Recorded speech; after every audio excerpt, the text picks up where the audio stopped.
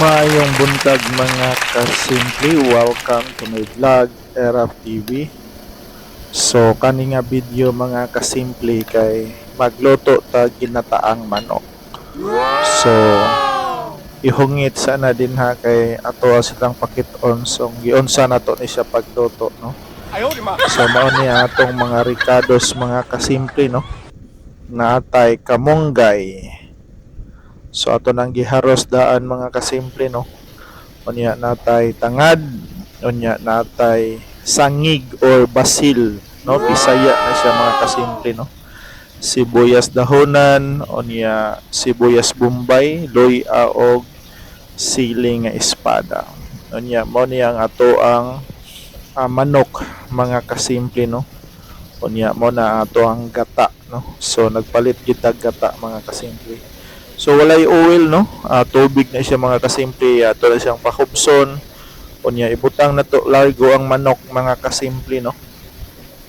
So nahubas na ang tubig, niinit na ng atong lutuan mga kasimple, unya ibutang na to largo ang manok. So dili ta mag-isa og lamas ani mga kasimple no. So first time nako ni siya nga proseso pero murag goods ra kay nagresulta mga kasimple. Unya atong ibutang dinhi ang atong mga ricados no. Loy-a og bombay. So dili ta mabutang og ahos ani mga kasimple kay dili nindot ang ahos ibutang kung dili siya igisa no. So natay dahon laurel ya liso buo. Unya gibutangan na nato na siya tuno mga kasimple no. Pero sa wala pa nato nagibutang ang tuno or gata mga kasimple, atong gipahubas no ang iyahang sabaw katong tubig pa sa manok mga kasimple no. So pagka hubas na ato na dayang gibutang ang atong gata mga kasimple. So hinay lang ang atong kayo ani mga kasimple kay para dili magtibugol ang ato ang gata no. So gibutang na nato diha ang nagdagbida no, ang atong sangig or basil mga kasimple. So ganahan kay ko kay humot kay na siya mga kasimple no. Unya gibutang na nato ang atong kamunggay. So usa ka bukal ato na day na siyang andamon sa to ang butanganan mga kasimple kay mo kaon na ta sa tong pamahaw. So humot gyud kay ang sangig or basil mga kasimple no. So mo ni ang finished product sa to ang ginataang manok no nga walay gisa-gisa ang atong lamas. So organic ni siya mga kasimple no. Unya na atong rice para sa tong pamahaw og diara ato nang tirahon ang ginataang manok mga kasimple. So ingon ana lang ang luto no. Dali ra siya mga kasimple. Unya bukaon ta nga init-init paghihapon ang ato ang kaunon.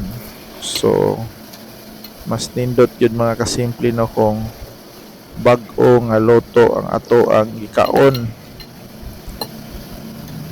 kaysa anang kapila na giinit mga kasimple. So mao ni ang ato ang pamahaw karong adlaw.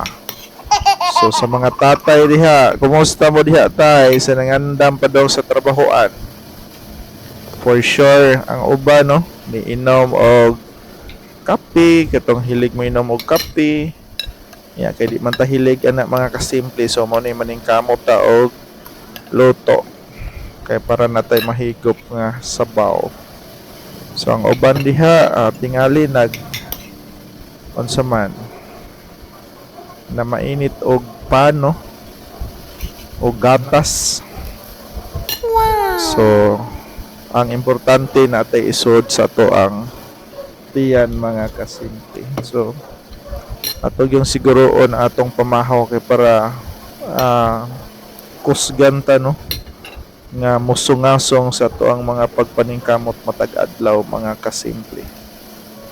So dinhi na lang kutob no akong video niya sa gihapon. Mag-awhag ko sa tanang tatay, even mga nanay no nga mag-amping ta kauban natong mga anak, no? Kay lisod yun kayo ang panahon karon. So ang atong paningkamot ato gihapong ubanan og pag-ampo. So dinhi na lang kutob, amping tang tanan. God bless. Bye bye.